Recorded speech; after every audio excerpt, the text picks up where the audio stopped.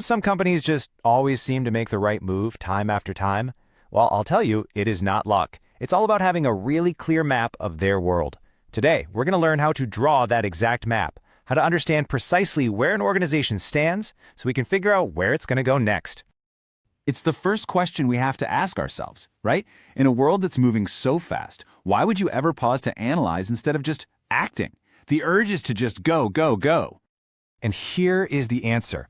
It's so powerful because proactively designing your future is always better than just letting things happen to you. It's the difference between actually steering the ship and just getting tossed around by the waves every single time.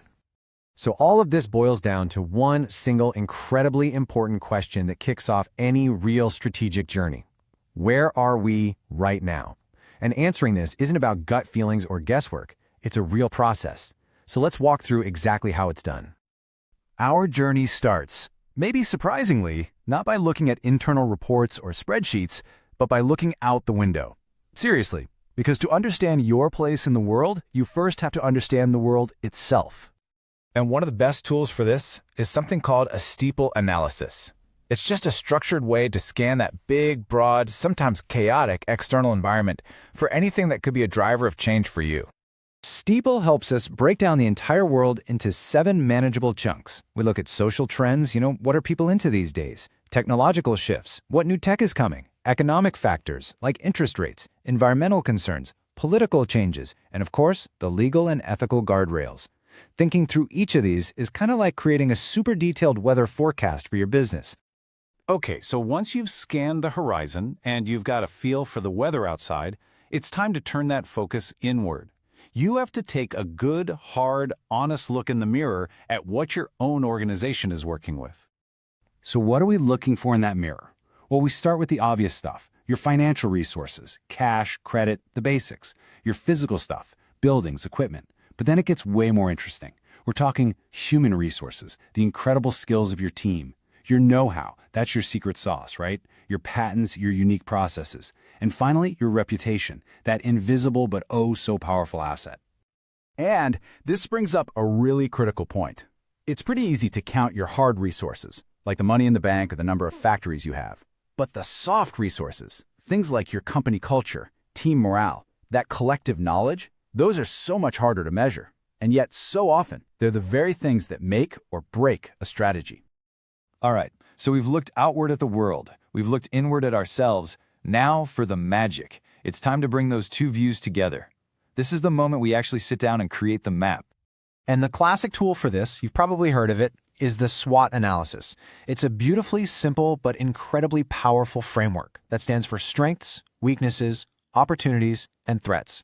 It just organizes all your findings into one coherent picture. And here is where it all just clicks into place. Remember that external scan we did with Stevie L? That's where you find your opportunities and your threats. And that internal review, that look in the mirror, that's what shows you your strengths and your weaknesses. See? It's a beautifully simple way to bring it all together. So all that data gets plotted onto a simple grid like this. Your internal advantages, what you're great at, they go in strengths. Your internal challenges go in weaknesses. The exciting trends you saw outside are your opportunities, and the scary ones are your threats. And just like that, you've done it. You have answered the question, where are we now? You have your map. So, the map is drawn. It shows you exactly where you're standing, and it highlights all the different terrain around you. The next logical step, of course, is to decide where you want to go and which road you're going to take to get there. Because that's the thing about a good map, isn't it? It reveals multiple options. Your SWOT analysis might point to a few different opportunities you could chase, or several threats you need to deal with. So how do you evaluate them all and pick the single best path forward? Well, there's a great little 3-part test for this. First, suitability. Does this choice actually make sense with what our map is telling us? Second, acceptability. Are the potential rewards really worth the risks and the resources we'll have to put in? And finally, feasibility. Can we actually pull this off? Do we have the people, the money, the know-how to make this trip? It's a fantastic reality check for any idea. So, we've gone from scanning the entire world around us to looking in the mirror, to creating a detailed map of our position, and even choosing a path forward. But I want to be clear, this analysis, it's not the destination. It's just the start of the journey. And this, right here, might be the most important thing to remember from all of this. The world doesn't stand still, right? This isn't some report you do once and then file away in a drawer. Your map has to be constantly updated because the terrain, that social, technological, economic landscape is always, always changing.